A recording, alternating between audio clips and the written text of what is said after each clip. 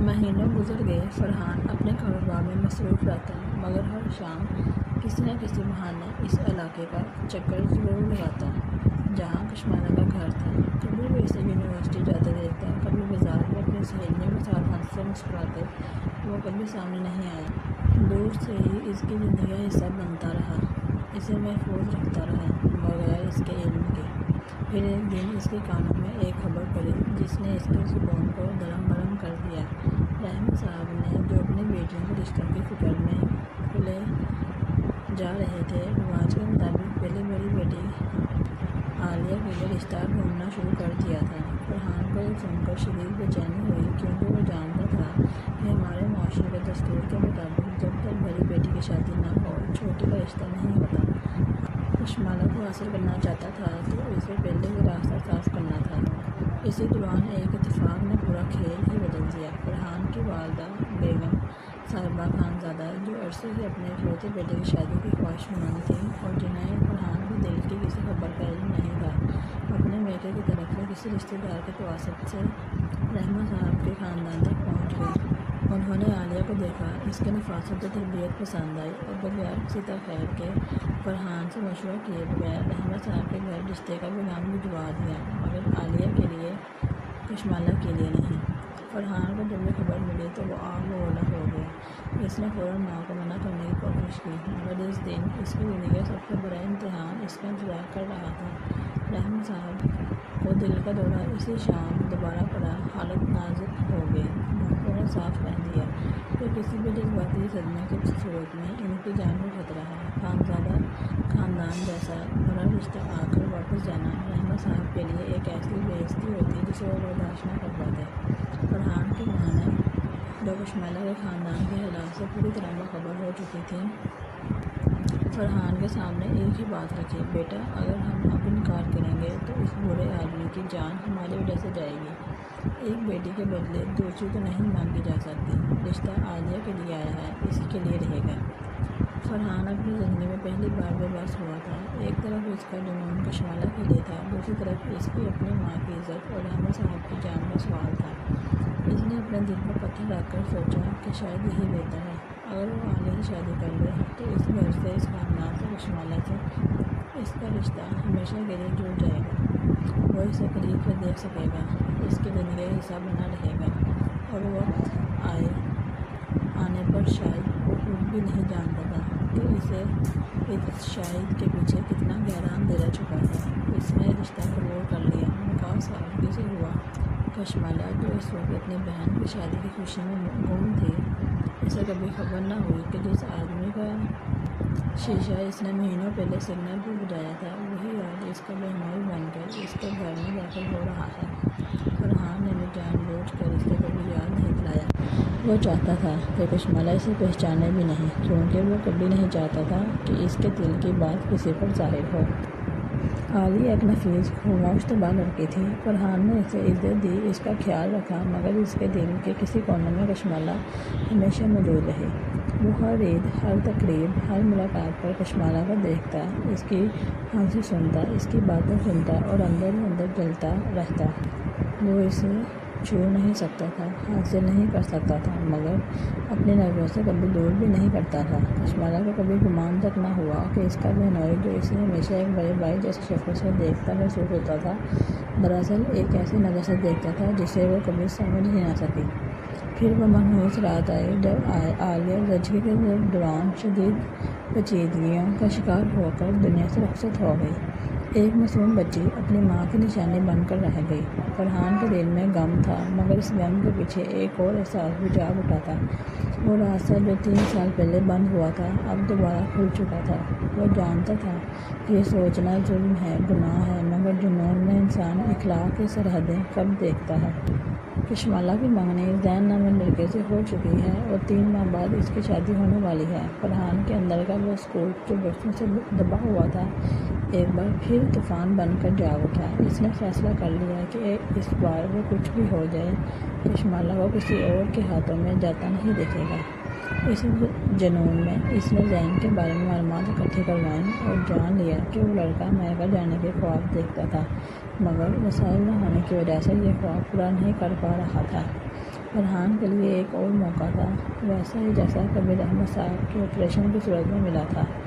اس نے اپنے وسیع اثر و رسوخ کا استعمال کیا، ایک بڑی امریکی کمپنی میں زین کے لیے نوکری اور ویزے کا بندوبست کروایا، مگر اس بار قیمت واضح تھی۔ کھلے الفاظ میں طے شدہ، زین کو خاموشی سے غائب ہو جانا تھا، برات نہیں لانی تھی، کشمالہ کو ہمیشہ کے لیے چھوڑ دینا تھا۔ زین نے اپنے مستقبل کی چمک میں اندھا ہو کر بغیر کسی ہچکچاہٹ کے یہ سودا قبول کر لیا۔ اسے کشمالہ کے دل پر گزرنے والی قیامت کی کوئی پرواہ نہ تھی، اور آج اسی رات جب کشمالہ کا سرخ جوڑا اس کے ٹوٹے ہوئے خوابوں کا لباس بن چکا تھا، فرحان خانزادہ اطمینان سے اپنی گاڑی کے باہر کھڑا سگریٹ کا دھواں فضا میں اڑا رہا تھا۔ اس کے چہرے پر کوئی پچھتاوا نہیں تھا، صرف ایک ٹھنڈا حساب سکون تھا۔ وہ جانتا تھا کہ اندر کمرے میں کشمالہ چاہے جتنا بھی انکار کرے، حالات کا دباؤ، خاندان کی عزت کا سوال اور اس معصوم بچی کی ذمہ داری، یہ سب مل کر آخرکار اسی رات پر لے آئیں گے جو فرحان نے پہلے اس کے لیے طے کر رکھا تھا۔ تم جتنا بھاگو گی کشمالہ، اس نے دھوئیں کا مرغولا چھوڑتے ہوئے دل میں سوچا، اتنا ہی گہرا میرے جال میں الجھو گی۔ میں نے تمہیں 3 سال پہلے مانگا تھا، آج بھی مانگ رہا ہوں، اور یہ سفر وہیں ختم ہوگا جہاں میں چاہوں گا۔ اندر کمرے میں کشمالہ کی سسکیوں کی آواز اب بھی گونج رہی تھی، اور باہر رات کے اندھیرے میں فرحان خانزادہ کا جنون خاموشی سے اپنی جیت کا انتظار کر رہا تھا۔ کمرے کا ماحول ماتم کدے جیسا تھا۔ کشمالہ ابھی تک بیڈ پر گری اپنے سرخ جوڑے میں سسک رہی تھی کہ باہر سے ایک اور چیخ اٹھی۔ یہ آواز اس کی ماں کی نہیں بلکہ نوکرانی کی تھی۔ باجی جلدی آئیں، صاحبہ کی طبیعت بہت خراب ہو گئی ہے، سانس رک رک کر آ رہا ہے۔ کشمالہ کے وجود میں سنسناہٹ دوڑ گئی۔ یہ دیوانہ آواز دروازے کی طرف بھاگی۔ لاؤنج میں رحمت صاحب صوفے پر نیم بے ہوش پڑے تھے، ان کا چہرہ زرد پڑ چکا تھا، ہونٹ نیلے ہو رہے تھے۔ پروین بیگم بلک بلک کر ان کا نام پکار رہی تھیں۔ کشمالہ کے قدم زمین سے جڑ گئے۔ ابو، اس کے بعد حلق میں ہی الٹ گئی۔ ایمبولینس بلائیں جلدی، کسی نے چلا کر کہا، مگر اسی لمحے فرحان خانزادہ آگے بڑھا۔ اس کا لہجہ آؤٹ سائڈ روڈ سے خالی، عجیب طور پر سنجیدہ تھا۔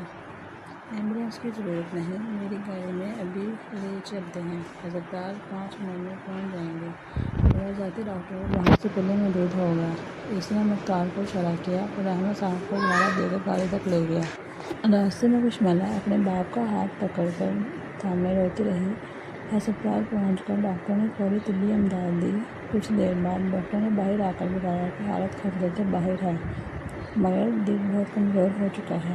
کسی بھی جذباتی صدمے کے ذمہ دار آپ خود ہوں گے۔ ان کو مکمل ذہنی سکون چاہیے، ورنہ اگلا جان لیوا ثابت ہوگا۔ یہ الفاظ کشمالہ کے کانوں میں کسی فیصلے کی طرح گونجے۔ وہ ہسپتال کے برآمدے میں دیوار سے ٹیک لگائے کھڑی تھی کہ فرحان اس کے قریب آیا۔ کشمالہ، میں جانتا ہوں تم مجھ سے نفرت کرتی ہو، اور شاید تمہارا حق بھی ہے، مگر ابھی تمہارے باپ کی جان اس بات پر منحصر ہے کہ وہ سکون سے رہیں۔ اگر آج رات نکاح نہ ہوا اور کل برادری میں یہ بات پھیلی کہ دولہا بھاگ گیا، تو یہ خبر ہی ان کی جان لے لے گی۔ کشمالہ نے نم آنکھوں سے اسے دیکھا۔ آپ ہی ہیں یہ سب کروانے والے؟ زین کا اچانک وردا، اس کا بھاگ جانا، یہ سب آپ کی سازش تھی۔ اس کی آواز میں غصہ بھی وسیع دونوں تھے۔ فرحان کی آنکھوں میں ایک لمحے کے لیے کچھ چمکا، مگر اس نے نظریں نہیں چڑھائیں۔ میں اس وقت اپنی صفائیاں نہیں دوں گا، اب صرف اتنا جانو کہ تمہارے پاس وقت نہیں ہے، فیصلہ کرو۔ کشمالہ نے اپنے باپ کے وارڈ کی طرف دیکھا، پھر اپنی ماں کی روتی آنکھوں کی طرف، پھر عالیہ کے معصوم بچے کی طرف جو چاچی حمیدہ کی گود میں سو رہا تھا۔ اس کے اندر کچھ ٹوٹا، مگر باپ کی جان کے سامنے اس کی اپنی خواہشات بے معنی لگنے لگیں۔ اس نے آنکھیں بند کی اور صرف اتنا کہا، ٹھیک ہے، مگر یاد رکھیں، یہ نکاح صرف میرے باپ کی جان اور آپ ہی کے بچے کی خاطر ہے۔ آپ سے میرا کوئی رشتہ محبت کا نہیں ہوگا، کبھی نہیں۔ فرحان نے سر جھکا کر اس بات میں سر ہلایا، مگر اس کے دل میں ایک عجیب سا سکون ابھر آیا تھا۔